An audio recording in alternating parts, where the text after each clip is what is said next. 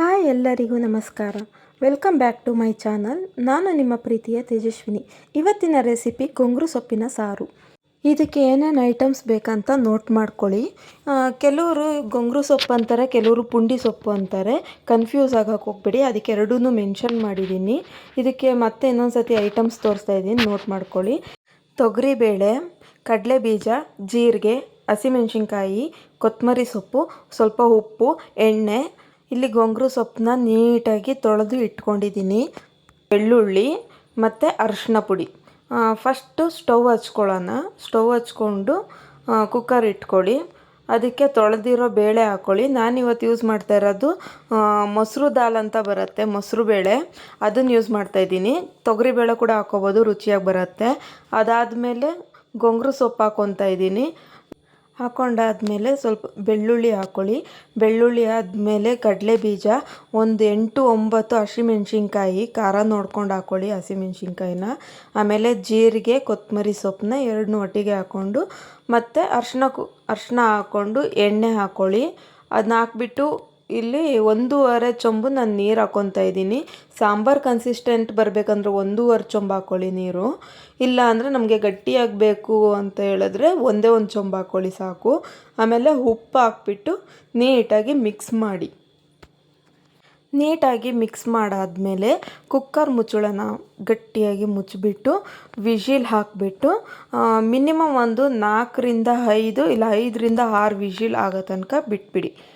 Okay, ಇವಾಗ cooker ಅದು whistle ಆಗೋ ಅಷ್ಟರೊಳಗೆ ನಾನು ರೈಸ್ ಇಟ್ಕೊತೀನಿ. 1 ಲೋಟ ರೈಸ್ಗೆ 2 ಲೋಟ ನೀರು ಹಾಕ್ಕೊಂಡು ಅದಕ್ಕೆ ಸ್ವಲ್ಪ ಉಪ್ಪು ಹಾಕ್ಬಿಟ್ಟು ಕುಕ್ಕರ್ ಮುಚ್ಚಳನ ಮುಚ್ತಾ ಇದ್ದೀನಿ. ಮುಚ್ಚಾದ್ಮೇಲೆ ವಿಷಿಲ್ ಹಾಕ್ಬಿಟ್ಟು ಪಕ್ಕದ ಇನ್ನೊಂದು ಒಲೆ ಮೇಲೆ ನಾನು ರೈಸ್ಗೆ ಇಟ್ಟಿದ್ದೀನಿ. ಇವಾಗ 3 ವಿಷಿಲ್ ಆಗಿದೆ ಕುಕ್ಕರು, ನೋಡೋಣ. ರೈಸ್ ಆಗಿದೆ ನೋಡಿ. ಇವಾಗ ಸಾಂಬಾರ್ದು ವಿಷಿಲ್ ಆಗಿದೆಯಾ ಏನೋ ಅಂತ ಚೆಕ್ ಮಾಡ್ತೀನಿ. ಇನ್ನೂ ಅದು ಏರು ಹೋಗಿಲ್ಲ. ಇವಾಗ ವಿಷಿಲ್ ಹೋಗಿದೆ. ಇವಾಗ ಅದು ಓಪನ್ ಮಾಡ್ತಾ ಇದ್ದೀನಿ ಕುಕ್ಕರ್ ಮುಚ್ಚಳ. ಈ ಥರ ಇದೆ ನೋಡೋಕ್ಕೆ.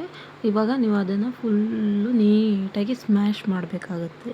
ನೀಟಾಗಿ ಯಾವ ಥರ ಕನ್ಸಿಸ್ಟೆನ್ಸಿಲಿ ನಿಮಗೆ ಬೇಕು ಆ ಥರ ನೀವು ನೀಟಾಗಿ ಸ್ಮ್ಯಾಶ್ ಮಾಡ್ಕೊಳ್ಳಿ. ಇವಾಗ ಗೊಂಗ್ರು ಸೊಪ್ಪಿನ ಸಾಂಬಾರು ರೆಡಿಯಾಗಿದೆ. ನಾನು ಸಾಂಬಾರು ಕನ್ಸಿಸ್ಟೆನ್ಸಿಯಲ್ಲಿ ಮಾಡ್ಕೊಂಡಿದ್ದೀನಿ. ನೀವು ಅದನ್ನು ನೋಡ್ತಾ ಇದ್ದೀರಾ ಇವಾಗ. ಇದು ರೈಸ್ ಜೊತೆಗೆ ತಿನ್ನೋಕ್ಕೆ ಚೆನ್ನಾಗಿರುತ್ತೆ. ಮತ್ತು ಇನ್ನೂ ಸ್ವಲ್ಪ ಗಟ್ಟಿಯಾಗಿ ಮಾಡಿಕೊಂಡ್ರೆ ಚಪಾತಿ ಜೊತೆಗೆ, ಪೂರಿ ಜೊತೆಗೆ, ಮತ್ತು ದೋಸೆ ಜೊತೆಗೆ ಎಲ್ಲ ಜೊತೆಗೂ ತಿನ್ಬೋದು. ಜೋಳದ ರೊಟ್ಟಿಗೂ ಚೆನ್ನಾಗಿರುತ್ತೆ, ರೈಸ್ಗೂ ಚೆನ್ನಾಗಿರುತ್ತೆ.